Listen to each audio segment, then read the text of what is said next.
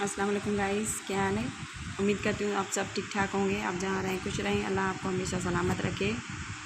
जी तो गाइस ये देखें, ये 3 पीस सूट्स हैं जो लाई हूँ मैं आपके लिए। इसमें मुक्का वर्क किया हुआ है और इसके कलर्स सारे बहुत ज़बरदस्त और आला हैं। अगर किसी को बाय करनी हो तो मुझे प्लीज़ कमेंट्स में ज़रूर बताएँ। और इसका दुपट्टा जो है वो क्रिकल का है। देखिए इसके कलर्स बहुत ही ज़बरदस्त। आई होप आपको ज़रूर पसंद आएंगे।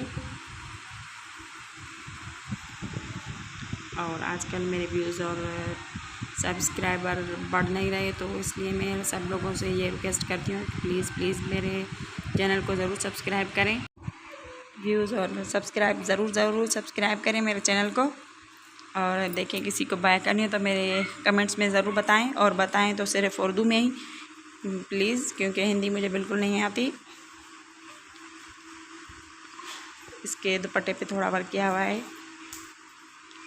Thank you for watching. अल्लाह हाफ़िज़।